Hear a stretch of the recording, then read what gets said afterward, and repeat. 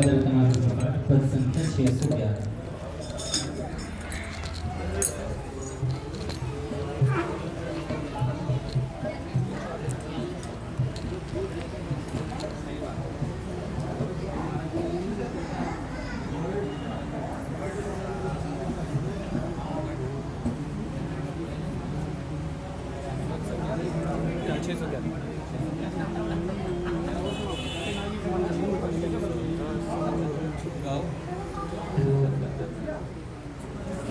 सदा सोचती रहती हूँ मैं, क्या दूँ तुमको जीवन धन।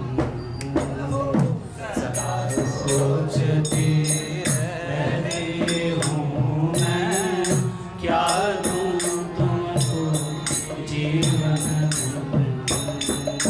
जो धन देगा तुम्हें चाहती, तुम ही हो मेरा धन। जो धन देना तुम्हें चाहती, तुम ही हो मेरा धन। तुम ही मेरे प्राण प्रिय हो, प्रियतम सदा तुम्हारी मैं। तुम ही मेरे प्राण प्रिय हो, प्रियतम सदा तुम्हारी मैं।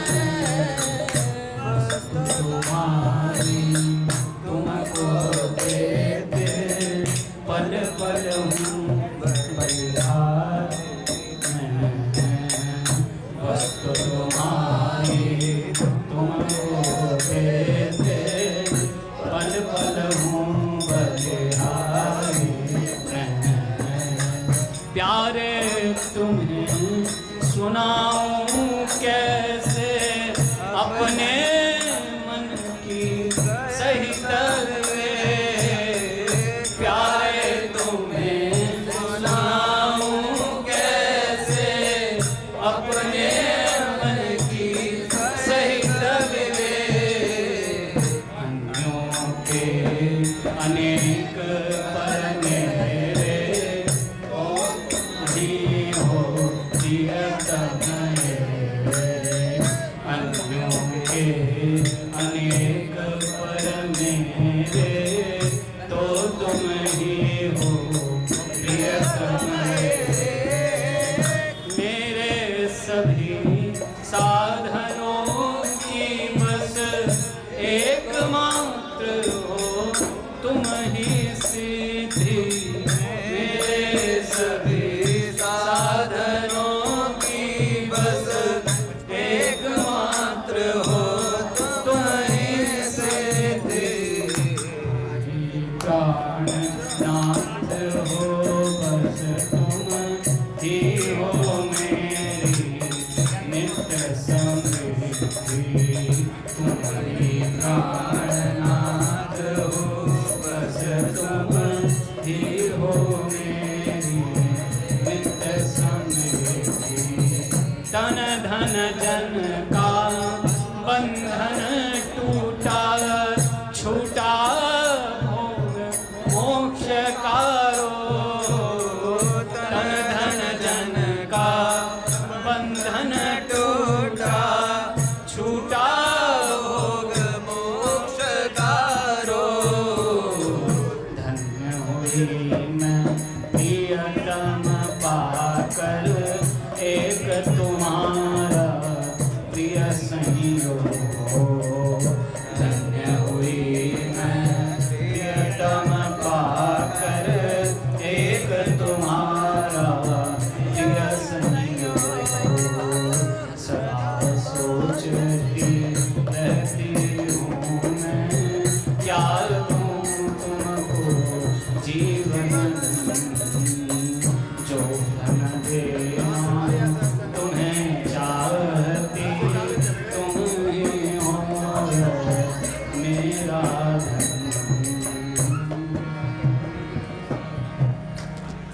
बोलिए भक्तवत्सल भगवान की जय।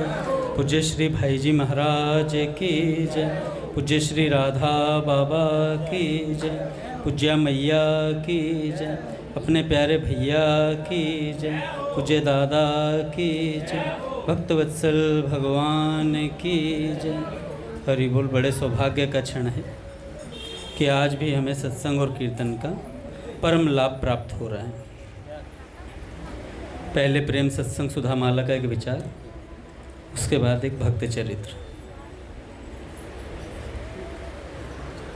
असली बात है, पूज्य बाबा कहते हैं, असल बात है सच्ची तीव्र से तीव्र लालसा का होना। यह लालसा हुई कि उसी क्षण सारा नक्शा पलट जाएगा। अभी चाह है पर बहुत धीरे है। अभी चाह है पर बहुत मंद है। जितनी परवाह हमें संसार की वस्तुओं के लिए है, उतनी भी अभी भगवान के लिए नहीं है। आप कुछ भी करें, देखो वो श्री कृष्ण से छिपा तो है नहीं। आप कुछ भी करते हैं, वो श्री कृष्ण से छिपा हुआ नहीं है। श्री कृष्ण से छिपे तो है नहीं। हम कुछ भी करते हैं, वो कृष्ण श्री कृष्ण से छिपा नहीं है। तो बस ऐसी बात है कि वो जो बिग बॉस का कैमरा हमारे चारों तरफ है, बिग बॉस का कैमरा हमारे चारों तरफ और हमारी हर हरकत को देख रहा है, हमारी हर इच्छा को पढ़ रहा है और हमारी हर जो स्फुरना है ना भीतर की, उसको जानता है।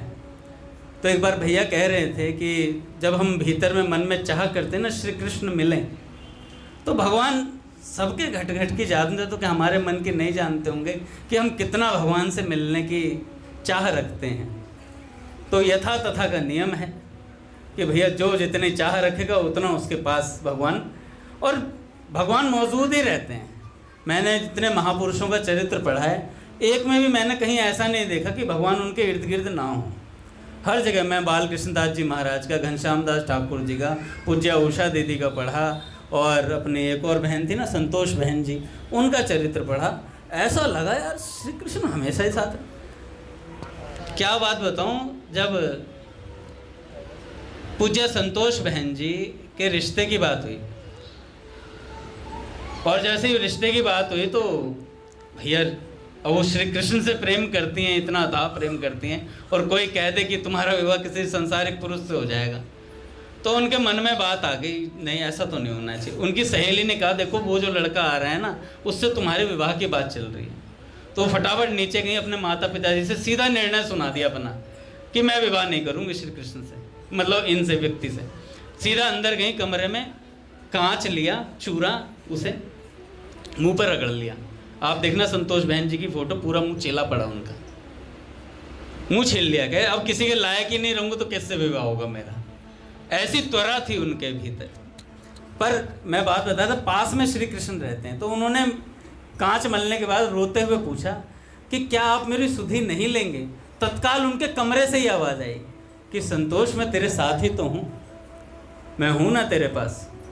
तो मेरे को बड़ा अच्छा लगा ये बात सुन के। मैंने कहा यार देखो भगवान हर स्थिति में हमारे साथ रहते हैं, जिसकी जितनी त्वरा है उतना उसको सुनाई दे देता है। वो आप बताते थे ना, वो एक बच्चा उस पर तपस्या कर रहा होता है, वो फिर वो एक दूसरा गौवाला गाय चराने वाला जाता है, वो हाँ एक जिसने कर रखी है जिस तो जितना विश्वास से पकड़ रखा ना, उतनी बात है। एक पूज्य बाबा कहते हैं भगवान सर्वअंतर्यामी हैं। पूज्य प्रेमानंद जी महाराज ने भी इस पर पूरा डिस्कस किया है। सर्व समर्थ हैं और उनमें अपार करुणा भी है, अपार करुणा भी है भगवान में। फिर आप उनके सामने रोते क्यों नहीं, रोना क्यों नहीं आता। डैश का लड़का बीमार था, एक सज्जन का लड़का बीमार था, बाबा कहते हैं मैंने डैश इसलिए लिया, वहाँ डैश लिखा हुआ था तो किसी का लड़का बीमार था। मन में कितनी व्याकुलता थी, रात दिन दिमाग में एक ही बात चल रही थी, यार लड़का ठीक हो जाए, है बाबा लड़का ठीक हो जाए, ये बात चल रही थी महादेव उनके मन में। हे राम लड़का ठीक हो जाए। और रोना सीखना नहीं पड़ा बच्चे के लिए, ऑटोमेटिकली आ रहा था लड़का ठीक हो जाए। जिस दिन जीवन श्री कृष्ण प्रेम के बिना सूना दिखाई देगा, उनका वियोग असहनीय हो जाएगा। उस दिन रोना आपको कोई सिखाएगा नहीं, स्वयं रोना आएगा आपको श्री कृष्ण के लिए। वैसी लालसा ही नहीं है, इसलिए रोना नहीं आता, और न ही उतनी परवाह होती है कि भैया भगवान को प्राप्त किया जाए। मैं तो उस दिन प्रेमानंद बाबा जी का वही स्टाइल ही देख के फिदा था। सच बता रहा हूँ, 3 दिन से सपने में वही दिख रहे हैं। वो उनका यूँ थड़फड़ाना, अरे मैं कैसे बताऊँ आपको, ये तड़फड़ाना देखकर, ये फड़फड़ाना देखकर समझ लो कैसी स्थिति है। तो शब्द नहीं है उनके पास। तो भैया श्री कृष्ण प्रेम के बिना सब सूना दिखेगा, उस दिन अपने आप रोना आएगा। सच मानिए, धन, परिवार, पुत्र सभी फिर इतने फीके लगने लगेंगे मानो इनसे हमारा पिंड छूट जाए बस किसी तरीके से, कि तुम बिन सब ही फीके लागे, तुम बिन सब ही फीके लागे। बड़ा सुंदर पद है बाबू जी का कि कछु न चाहिए राम मोको, कछु न चाहिए राम। अच्छा, इस पद को मैंने पहले पढ़ा तो मैंने कहा सब कामनाएं खत्म कर दी तो भगवान भी नहीं चाहिए फिर, भगवान।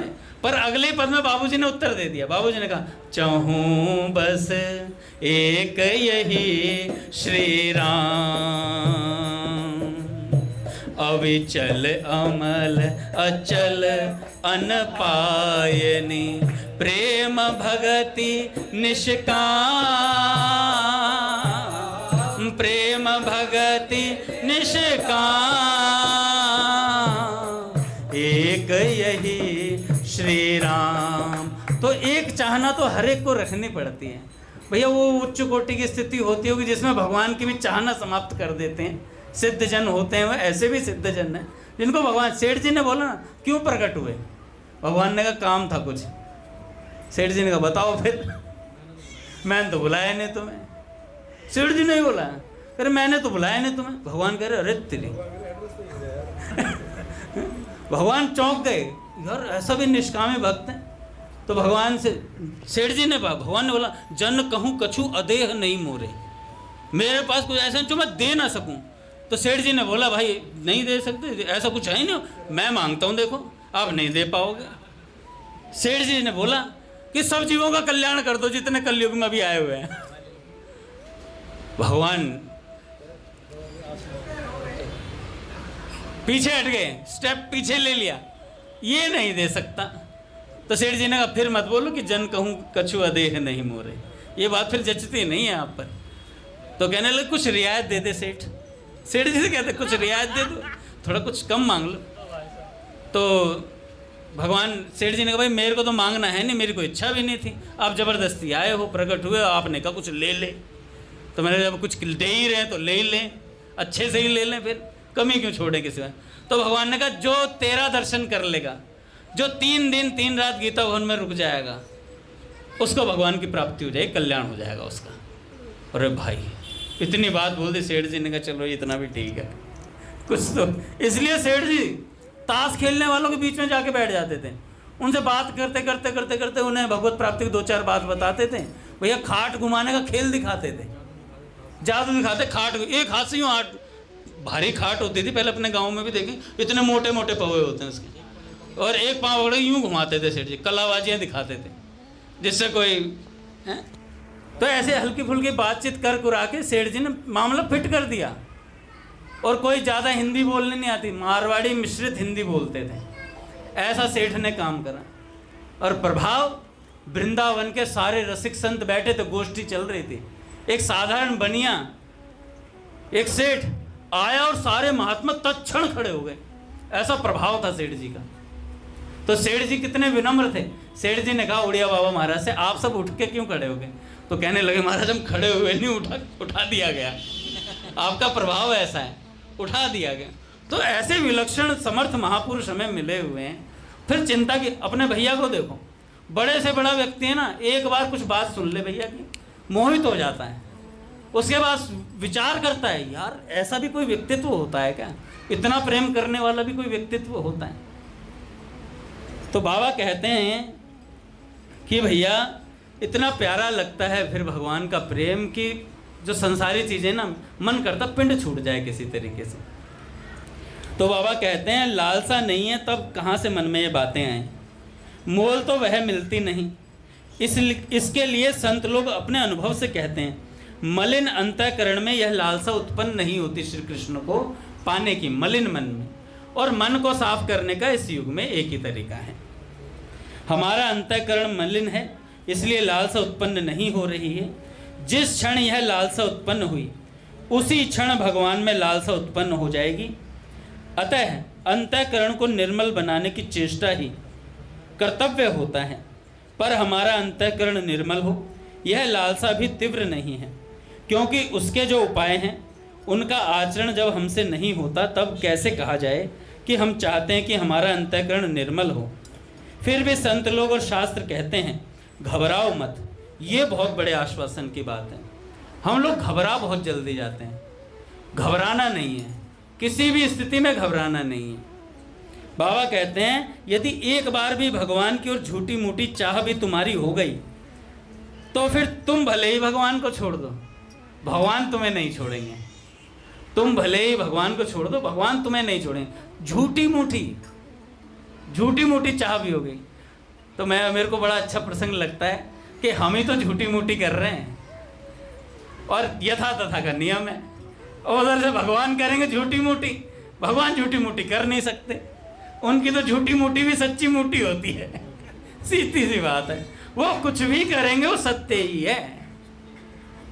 वो पूरी मतलब वो कुछ भी जरा सा भी करेंगे तो पूरा ही करेंगे।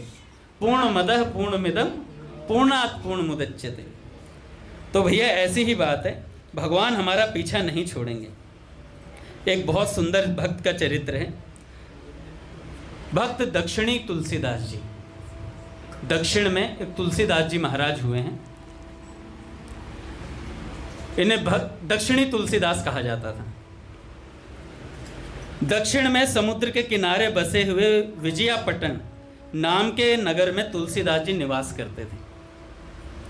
वह जाति के क्षत्रिय थे और देखने में बड़े सुंदर थे। वैसे भी उनका हृदय भी बहुत सुंदर था। उनके शारीरिक और मानसिक बल असाधारण थे। साथ ही दानवीर भी बहुत तगड़े थे। दानवीर भी बहुत तगड़े थे। प्राण दान करने में भी उनमें शक्ति थी। घुड़सवारी के लिए पूरे प्रांत में प्रसिद्ध थे, घोड़ा बहुत अच्छा दौड़ाते थे।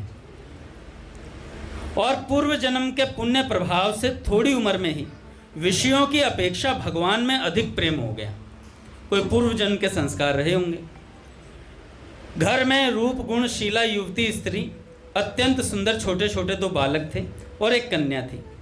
अवस्था भी अच्छी थी, परंतु इतना सब होने पर भी किसी चीज में आसक्ति नहीं थी। कर्तव्य पालन के भाव से ही उन्होंने संसार के साथ अपना संबंध बना रखा था। उनका मन सदा सर्वदा भगवान की कथा में, साधु महात्माओं के सत्संग में और देव दर्शन में ही लगा रहता था। गांव में जहाँ कहीं भजन कीर्तन या कोई महोत्सव होता वहीं चले जाते और अपना सारा समय उसी में बिता देते थे। सब समय भगवत कथा सुनकर उन्हें अपूर्व आनंद होता था। देखो, भक्ति का जो लक्षण है ना वो यही है कि भगवान की कथा सुनते ही हृदय में एक आनंद उत्पन्न होता है। तुलसीदास जी जैसे सरल हृदय तथा शास्त्र में अटल श्रद्धा रखने वाले मनुष्य थोड़े ही थे और उनके जो इष्ट थे वो श्री रामचंद्र जी थे। राम जी के अनन्य उपासक थे। उनका धन मन प्राण सब कुछ राम जी में ही बसता था। राम जी की कथा सुनते और सेवा करते, इस समय वो संसार को भूल जाते थे। जब राम जी की कथा सुनते थे और सेवा करते थे संतों की, भूल जाते हैं। अच्छा, भागवत कथा भी बाँचते, भगवत कथा सुनाते और भगवान की जब कथा सुनाते तो उस कथा में रम जाते। जैसे कुलशेखर जी महाराज हुए अपने, जब राम जी का हरण करने वाली वो बात सुनी तो चढ़ाई कर दी, समुद्र में कूद गए।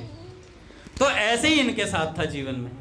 जब जब कोई भी प्रसंग सुनते तो उसमें खो जाते थे पूरे तरीके से और इनके शरीर पर सारे भाव स्पष्ट दिखाई देने लगते थे। और कथा बाँचते या सुनते तब उसी भाव के चिन्ह उसके चेहरे पर दिखाई देते हैं। भगवान श्री रामचंद्र जी के जन्म से लेकर विवाह पर्यंत तक की सारी विहार कथा पूरी ये सुनाया करते थे। वनवास आदि की कथा सुनकर शोक सागर में डूब जाते। जब वनवास की कथा आती तो उदास हो जाते थे। उनकी आंखें कभी आनंद अश्रु से तो शोक के अश्रु से भर जाती थी। यही भक्त का चैतन्य महाप्रभु जी कहते हैं कि कब मैं तुम्हारे प्रेम में मेरे नैनों से आंसू बहेंगे। और भक्त कभी हंसता है कभी रोता है, पागलों जैसी स्थिति हो जाती है उसकी, हैं। नैनम गलत अश्रुधारया वाला श्लोक जो है। एक समय गांव में रामायण की कथा हो रही थी। सुनिएगा, बहुत सुंदर 2 प्रसंग हैं, ज़्यादा बड़ा नहीं है। रामायण की कथा हो रही थी। गांव के बहुतेरे मनुष्य कथा सुनने जाते थे। परम भक्त तुलसीदास जी भी वहां जाते और दूसरे लोगों के साथ बैठे बैठे कथा सुनते।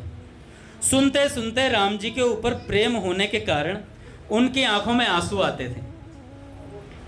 वह सुनने में इतने तल्लीन हो जाते थे कि कभी तो बड़े जोर से ठहाका मारकर हंस पड़ते और कभी फूट फूट कर रोने लगते। कभी आनंद में आकर कूदने लगते तो कभी खड़े होकर हाथ और जंघा के ऊपर हाथ से थाप देकर छलांग मारते थे जोर जोर से। ऐसा उनका स्वभाव था। इस प्रकार रामायण में जब जो विषय आता उसी के अनुसार कभी रौद्र और कभी करुण भाव से अपनी स्थिति में खो जाते हैं। एक दिन सीता हरण की कथा चल रही थी और जैसे ही सीता हरण की कथा आई, पौराणिक महाराज श्री सीता जी के हरण का वर्णन करने लगे। जब तुलसीदास जी के दुख का पारावार न रहा, प्रथम तो वह राम जी के वनवास की कथा सुनकर ही शोक सागर में डूब गए। अब माता का हरण सुनते ही फूट फूट कर रोने लगे। जब रावण सन्यासी का वेश धरकर छल करके जबरदस्ती उन्हें हरण कर लंका की ओर ले चला, तब तुलसीदास जी से रहा नहीं गया। ये दक्षिणी तुलसीदास जी से रहा नहीं गया। एकदम उछलकर खड़े हो गए। क्रोध से उनका शरीर थरथर कांपने लगा, आंखें लाल हो गई और सारा शरीर पसीने पसीने हो गया। 2 युगों पहले का दृश्य मानो आज उनके सामने प्रत्यक्ष हो गया हो। उस समय तीव्र स्वर से बोल उठे, अरे इतना साहस, मेरे सामने माँ सीता का हरण करता है तू? दुष्ट, तुझे छोड़ूंगा नहीं। ऐसे कहकर महाराज चल दिए उस तरफ। तुझे उचित दंड दूंगा, अपनी माँ को छुड़ाकर राम जी के वाम अंग में बिठाऊंगा। ऐसी बात मन में धारण कर ली। अरे रावण, तू कहाँ भागा जा रहा है? जरा ठहर, तू मुझे खड़ा रहे यहीं पर, अभी आया मैं पीछे पीछे। ऐसे बोलने लगे जोर जोर से और बोलते बोलते अपने घर की ओर चले। अत्यंत क्रोधित होने के कारण उनका स्वर अस्पष्ट हो गया था, अतः उनकी बात ठीक ठाक किसी के समझ में नहीं आई। उनके घोर गर्जन, पट खोलेंगे महाराज। श्री राम जय राम, जय जय राम।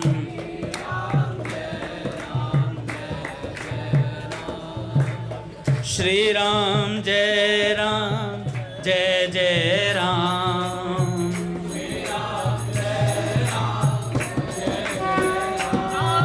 श्री राम जय राम, जय जय राम।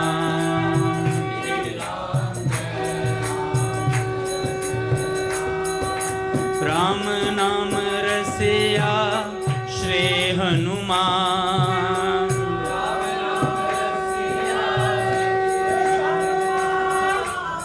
अवध सरयू अति अभिराम।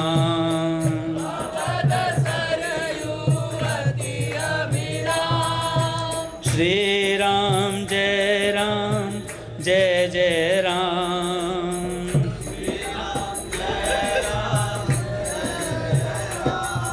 श्री राम जय राम, जय जय राम।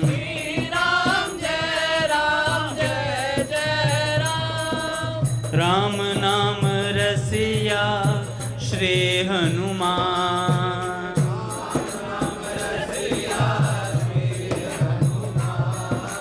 अवध सरयू अति अभिराम।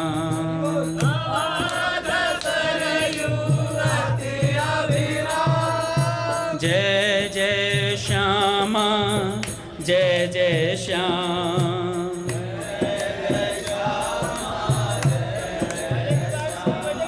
जय जय श्री वृंदावन धाम।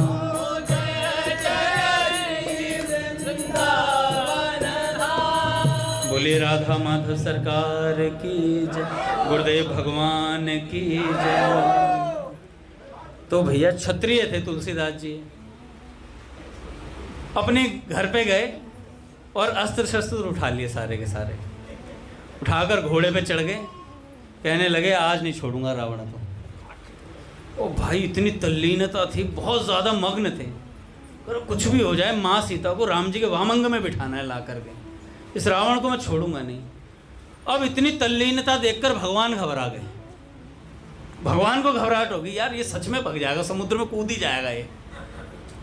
भगवान एक ब्राह्मण का वेश धारण करके इनके पीछे पीछे हो लिए, कहने लगे अरे रुको तो सही तुलसीदास जी, रुको तो सही। कह रहे नहीं नहीं ऐसे कैसे रुक जाऊं, छोड़ूंगा नहीं रावण को, बस मेरे को रोको मत। अब वो ब्राह्मण जी कह रहे भाई रुक जा, तो रुके नहीं। उनको दिशा का तो ज्ञान नहीं था, वह समुद्र के किनारे की ओर बढ़ते जा रहे थे, बस दिशा नहीं पता थी। तुलसीदास जी के साथी भी वही राह पकड़ ली उन्होंने भी, जो ब्राह्मण रूप में आए थे ना, वो साथी बन के चले थे, तो साथ साथ हो लिए, वही रास्ता पकड़ लिया। तुलसीदास पवन के वेग से चलने वाले घोड़े पर सवार थे।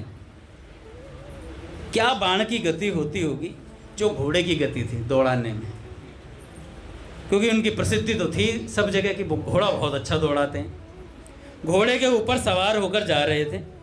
तुलसीदास के समुद्री तीर पर पहुंचने के पहले ही वहां पहुंचकर वह जो साथ में था किनारे पर खड़ा हो गया। व्यक्ति वो जो ब्राह्मण था किनारे पर खड़ा हो गया।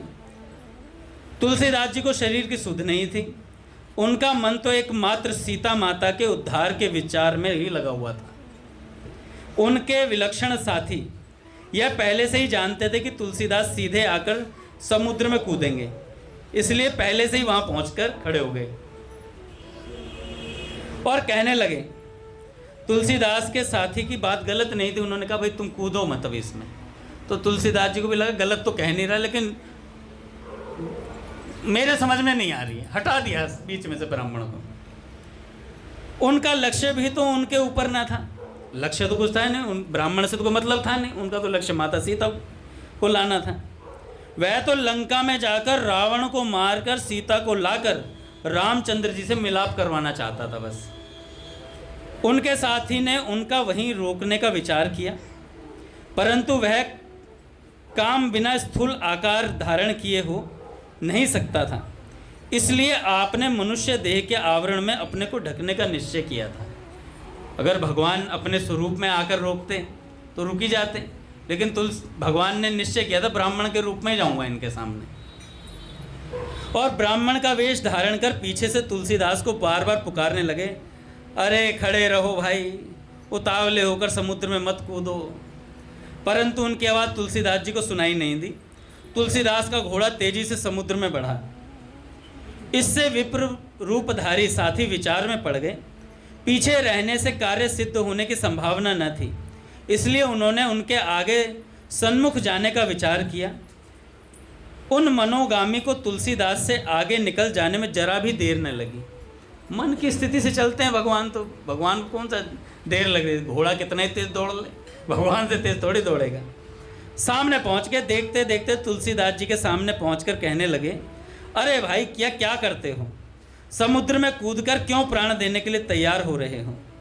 तुलसीदास उनकी ओर बिना देखे ही क्रोध में भरकर कहने लगे, अरे तुम यह क्या कह रहे हो, जगत जननी सीता माता को रावण हर के ले जाए और मैं प्राण धारण किए यह दृश्य देखता रहूं, ये मेरे बस की बात नहीं है। मैं अभी लंका में जाकर रावण को उसके सारे कुटुंब के साथ नाश करके माता का उद्धार कर उन्हें जगत पिता श्री रामचंद्र जी के वामांग में बिठा दूंगा। ऐसी बात बोली। अब भगवान को लग गया ये रुकने वाला नहीं है। हाँ यार बड़ा जोशीला व्यक्ति है। तो तुलसीदास के साथी ने देख लिया कि यह किसी ऐसे भुलावे में नहीं पड़ेगा।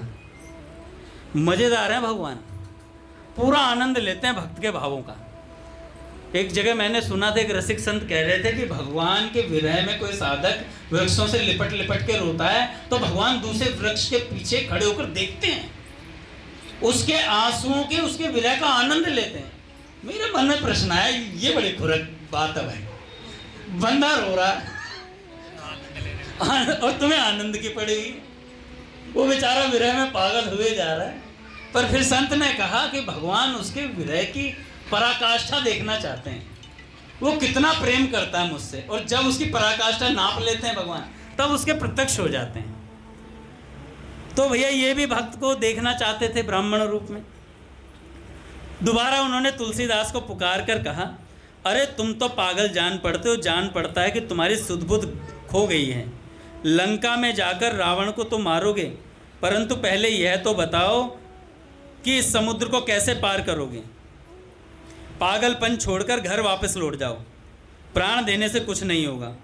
इतना सुनने पर भी तुलसीदास रुके नहीं, वह चले ही जा रहे थे, सामने भी नहीं देखते। अब वृद्ध ब्राह्मण वेशधारी भगवान राम जी ने भक्त की दृढ़ता पर गदगद होकर विचार किया, यह मेरा परम भक्त है, ऐसे मानने वाला नहीं है, परंतु एक बार और देखा जाए, प्रयत्न करके रोकने का। ऐसा विचार करके तुलसीदास जी के पास पहुंचे और बोले, वीर तुम धन्य हो, ब्राह्मण वेश में, धन्य है तेरी वीरता को, परंतु भाई तू अब लंका में जाकर करेगा क्या? राम जी तो ले आए, रावण को मार के सीता जी को ले आए, कभी के अपने घर ले जा चुके हैं। ब्राह्मण वेशधारी भगवान बोल रहे हैं उनसे। तुलसीदास जी पीछे नहीं हटे, कह रहे मैं तेरी बात पे विश्वास क्यों करूं? तेरी बात पे विश्वास कैसे कर लूं? मैं तुम्हारी बात पर विश्वास नहीं कर सकता, मुझे लौटाने का प्रयास व्यर्थ है तुम्हारा। कुछ भी हो जाए मैं जाकर रहूंगा, समझ लो तुलसीदास यूं कदापि नहीं लौट सकता पीछे। हाँ एक उपाय है, यदि मेरे श्री सीताराम जी को घर ले आए हो तो वे यहीं मेरे सामने प्रकट हो जाएं, तो मैं कुछ विचार करूं भाई पीछे जाने का। यहीं राम जी के वाम भाग में जानकी माता को विराजमान तथा श्री लक्ष्मण जी को हाथ में धनुष बाण धारण किए देख लूं, तब तो कुछ बात बने। इतना हो जाए तब मैं तुम्हारी बात मानकर घोड़े को पीछे ले जाऊं। भगवान ने देखा भगवत दर्शन के लिए जितनी दृढ़ता और एकाग्रता होनी चाहिए उतनी तुलसीदास जी ने संपादन कर ली है, मतलब उतनी विकलता है इसके भीतर, यह दर्शन का अधिकारी हो चुका है। ऐसा विचार करके राम जी ने तुलसीदास जी को इच्छित स्वरूप में दर्शन देने का विचार करके कहा, तुलसी एक बार देख तो सही, तुलसी एक बार देख तो सही, तुझको जो देखना है सो देख। इस प्रकार कहते हुए भगवान तुलसीदास को पुकारने लगे। इन शब्दों में बड़ा आकर्षण था। जब भगवान किसी भक्त को कहते हैं ना, तू देख जरा एक बार मुझे देख। एक भक्त थे, नंदगांव में रहते थे, और नंदगांव में वो पुजारी, मतलब वहाँ संत के रूप में जाते थे और दर्शन करने जाते थे नंद बाबा के उसमें भवन में। तो वहाँ पर एक कुत्ता था। अच्छा, वो कुत्ता बोलता था, वो कुत्ता बोलता था। तो वो जो संत थे वो आए तो उन्होंने पूछा, वो कुत्ता बोल रहा था, भाई मेरे उद्धार का कुछ करो। तो उन्होंने बोला, तुम बोलते हो? कह रहे महाराज मैं इसी जो जहाँ पूजा करने आ रहे हो ना, नंद भवन के अंदर महल में, मैं यहीं का पुजारी रहा हूँ। देव द्रव्य का कुछ यूज करने की वजह से मुझे कुत्ता बनना पड़ा, पर कुत्ता भी बनाऊँ तो नंद भवन का ही बनाऊँ, ये मुझ पर गनीमत है, और बोलता हूँ। तो अब जो संत थे वो बड़े भगवत प्रेमी थे, तो उन्होंने मन ही मन सोचा, भाई नंद भवन के कुत्ते हो तो तुम्हें श्री कृष्ण का पता अवश्य पता होगा। कह रहे पता अवश्य, पर ले जा नहीं सकता, इतनी सामर्थ्य मेरे में नहीं है कि मैं दर्शन करा दूं तुम्हें, पर ये जरूर पता है आता कहाँ है और मिलता कहाँ है। तो उन संत ने कहा, भाई बता दे फिर मुझे। तो उन्होंने कहा, भाई ऐसे ऐसे टेर कदम के पास जाइए, शाम के 4 बजे करेक्ट बंदा वहाँ से निकलता है, अपने ग्वाल बालों के साथ, अपने सखाओं के साथ आता है, बहुत सारी गैयाँ आएंगी, और सबसे जो पीछे व्यक्ति चल रहा हो, नाक बहरी होगी, काला सा होगा, काशनी नाड़ा वाड़ा भी ऐसे ही लटका पटका होगा, और मना करेगा साफ तुमसे कि मैं श्री कृष्ण नहीं हूँ। बस उसे पकड़ लेना, उसके चरण पकड़ के बैठ जाना, छोड़ना मत किसी भी हालत में। ये स्वरूप है श्री कृष्ण का। दर्शन कीजिए, नाक बह रही है। लो कर लो दर्शन। तो भैया ये रसिकों के हैं भाव। तो वहां गए तो उन्होंने, अच्छा पूरी रात गुजरी नहीं उस रसिक से, उन संत से पूरी रात यही चिंता रही कि यार मेरे को 4 बजे पहुंचना है, और पहुंचना शाम के 4 बजे।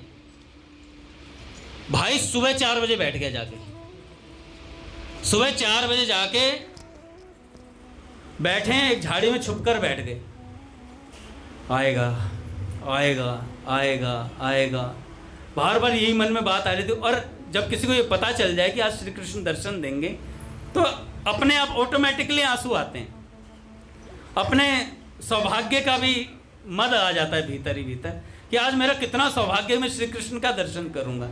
और एक दैन्यता भक्त के अंदर होती है, क्या मुझे भी भगवान दर्शन दे देंगे मुझ जैसे। तो दोनों भाव लेकर वो वहां बैठे रुदन कर रहे हैं। भाई 12 बजे, 3 बजे, फिर 4 बजे, जैसे 4 बजे देखा बहुत सारी गायें आ रही हैं, बहुत सारी गायें आई, और गायों के मध्य में सखा भी जन थे, बहुत सारे गोप थे। पीछे देखा एक रहटल सा बच्चा,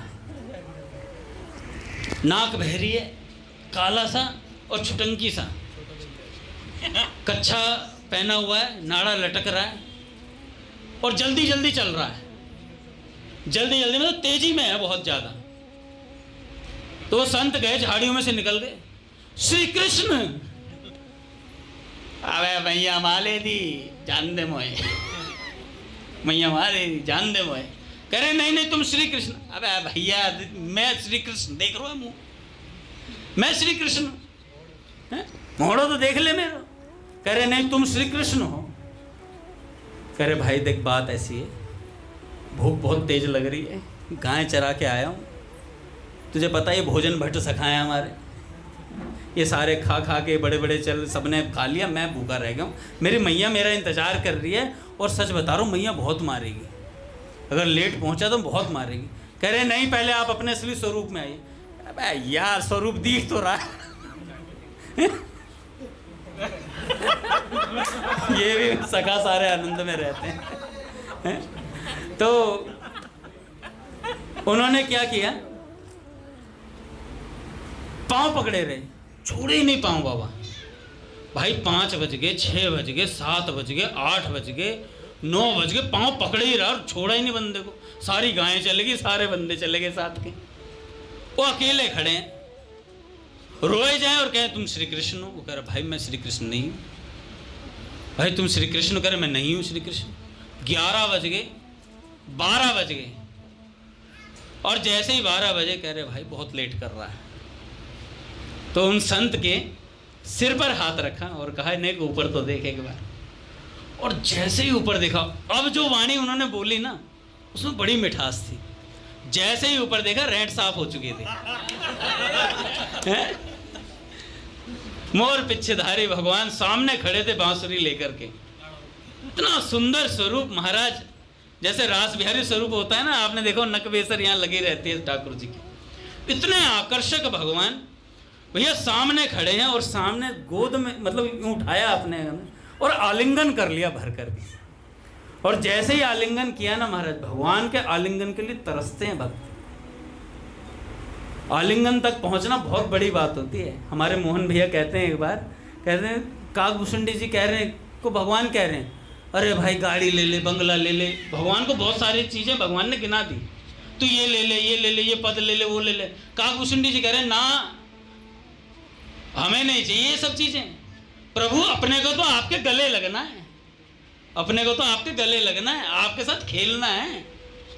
काकभूषुंडी जी ने नहीं देखा कुछ भी, कह रहे प्रभु जब जब अवतार लोगे तब तब काग बन के मैं ही आऊंगा और आपके साथ खेलूंगा। चंद्र खिलौना ले री मैया, काक के भाग की कहा कहिए, हरि हाथ सो ले गयो माखन रोटी। तो जब जब भगवान जो भी प्रसन्न भी रूप धरेंगे ना, काकभूषुंडी जी जरूर आएंगे भगवान के साथ खेलने। भगवान का वरदान है, उन्हें जरूर खेलेंगे। तो मैं बता रहा था कि जब राम जी ने कहा ना देख तो सही एक बार, तो भगवान की वाणी चेंज हो जाएगी, तत्काल उसमें बड़ा प्रभाव आ जाता है। तो जैसे ही उन्होंने कहा तो सामने देखा तुलसीदास जी ने घोड़े से उतरकर बारंबार लक्ष्मण जी सहित राम जी को प्रणाम करने लगा। राम जी, लक्ष्मण जी, माता सीता सहित सामने प्रकट हो गए और आज अपने इष्ट देव के दर्शन से तुलसीदास के मन में आनंद भर गया। वह नाचते हुए पुकार रहे हैं, अहो अहो मेरा कैसा धन्य भाग्य है, आज मुझे अखिल ब्रह्मांड के नाथ का दर्शन हो गया। आहा, मुझ पर स्वामी की कृपा हो गई, कितनी करुणा है। कौन जानता है कि पूर्व जन्म में मैंने कितना तप किया था, कितने पुण्य तीर्थों में मैंने स्नान किया था और कितने दान धर्म का अनुष्ठान किया था, जिसके पुण्य के प्रभाव से आज मुझे रघुवीर का साक्षात दर्शन प्राप्त हुआ है। नहीं नहीं, पुण्य कर्मों के फल से प्रभु दर्शन नहीं हो सकता, यह तो प्रभु की कृपा से ही होता है। प्रभु आपने बड़ी कृपा की, प्रभु आप धन्य हैं, धन्य हैं प्रभु, बलिहारी है आपकी, मैं आपके अधीन हूँ प्रभु। इस प्रकार कहते हुए तुलसीदास ने रामचंद्र जी के चरण कमलों में लौट गए और भगवान मुस्कुराते हुए बोले, बेटा तुलसीदास, आहा, सच है सकाम पुण्य कर्मों से मेरा दर्शन नहीं होता। कामना तो मनुष्य के मन का भ्रम है, भ्रम से किए हुए कार्य द्वारा यथार्थ वस्तु नहीं मिलती है। जो निष्काम भाव से केवल अनन्य भक्ति पूर्वक मेरा भजन करता है, उसी को मेरा दर्शन होते हैं। वत्स, मेरे लिए जब तू अपने आप को भूलकर अपार महासागर में आत्मसमर्पण करने को तैयार हो गया, तब मैं तुझे कैसे दर्शन न दूं, कैसे तुझे दर्शन न दूं। तुलसी, मैं तुझ पर बहुत प्रसन्न हूं, तेरी जो इच्छा हो मांग ले, निस्संदेह मांग ले, मैं तुझे वही दूंगा। तो तुलसीदास जी ने कहा कि प्रभु मैं जब चाहूं आपको मैं आपका दर्शन पा सकूं, और जहां जहां मैं देखूं वहां वहां आपका दर्शन हो मुझे। भाई क्या वरदान मांगा है यार, कि जहां जहां मेरी नजर जाए वहां मैं आपको देखता रहूं, बस आप दिखते रहे मुझे। भगवान ने कहा तुलसीदास ऐसा ही होगा, ऐसा ही होगा। ओ भाई तुलसीदास वारे न्यारे हो गए। मैं चरित्र पढ़ रहा था, मैंने कहा यार सही वरदान मांग ले, अब यही मांगेंगे भगवान से। जहां जहां देखूं वहां वहां आप ही दिखाई दो। पर भगवान बहुत चालू है, अंदर की चाबी कब चेंज कर दें कोई भरोसा नहीं है। तुलसीदास भी श्री हरि को जगाकर जगत को श्री हरि की विभूति का ज्ञान कराने के लिए तीर्थ यात्रा को चल पड़े और सब जगह भ्रमण करने लगे। अच्छा, अब वृंदावन पहुंचे, फटाफट करता हूँ, 2 मिनट का रह गया प्रसंग, ज़्यादा नहीं। क्या हुआ कि वो वृंदावन पहुंचे, वृंदावन पहुंच करके अपना घूमते फिरते थे, वहीं पर आराम से भजन करते थे। वहाँ एक गोपाल दास नाम के संत थे, संत सेठ कह लो, कुछ भी कह लो, संतों की सेवा किया करते थे। पर मन में एक बड़ा विलक्षण भाव था कि जो राधा कृष्ण जपते थे उनको तो लड्डू, पूड़ी, हलवा, कचौड़ी वगैरह सब चीज़ें देते थे, और जो राम जी के भक्त आते उन्हें खिचड़ी पकड़ा देते थे, कह रहे तुम ये खाओगे। उनके बहुत अच्छे भक्त थे, भाई जी ने लिखा बहुत अच्छे भाव थे, पर एक भाव गलत था बस, कि राम जी के और ठाकुर जी के भक्तों में भेद रखते थे। कोई संत आते राधा कृष्ण जपने वाले तो भैया माल पूड़ी, हलवा, पकौड़ी, कचौड़ी वचौड़ी सब रख देते। राम जी वाले आते तो दाल, चावल, खिचड़ी ऐसे रखते। तो दूसरे संप्रदाय के लोगों को थोड़ा सा हीन भाव से देखते थे, पर ये गलत बंदे के चक्कर में पड़ गए। तुलसीदास जी को भगवान ने चाबी भर दी कि भैया इस भक्त का, ये भक्त बहुत अच्छा है, पर इसकी ये जो कुंडी है ना हटानी है तुम्हें। तो तुलसीदास जी वहीं पहुंचे, उसके पास जाकर गए और बोले, सीताराम, इधर बैठ जाओ खिचड़ी वाली लाइन में, खिचड़ी वाली लाइन में बैठ जाओ। रूखा सूखा और भात रोटी यही मिलती है इधर। अब साधारणतः तुलसीदास जी प्राय उपवास ही किया करते थे, इच्छा होने पर पाते थे, उसी पर संतोष से काम चला लेते थे। इसलिए यह बात नहीं थी कि सूखा भात ना खा सकें, ऐसी कोई बात नहीं थी। परंतु राधा रानी की प्रेरणा से आज उनसे बोले बिना न रहा गया। वे हंसते हंसते बोले, गोपाल दास से कहने लगे, महंत जी, मुझे क्या यह सूखे भात ही खाने पड़ेंगे? इतना घी और ये पकवान रखेंगे कौन खाएगा? गोपाल दास जी बोले, भाई जो श्री राधा कृष्ण के नाम का कीर्तन करता है उसी के लिए यहाँ उत्तम स्थान और उत्तम भोजन की व्यवस्था है, दूसरों को केवल भात और रोटी ही दी जाती है। ये सुनकर तुलसीदास जी को बड़ी हंसी आई और हंसते हंसते बोले, अच्छी बात है महंत जी, मैं आपके यहाँ सीताराम कहता हुआ ही उत्तम भोजन करूँगा। आज सीताराम कहता हुआ ही उत्तम भोजन करूँगा। तुलसीदास की यह बात गोपाल दास को खटक गई, गोपाल दास को खटक गई। ऐसे एक भक्त और थे भैया, जो अयोध्या से आए थे और अपने इधर वृंदावन में आके हर ठाकुर को जाके बोलते थे, वो राधा रमण को बोलते सीता रमण, बांके बिहारी को बोलते कनक बिहारी लाल की जय।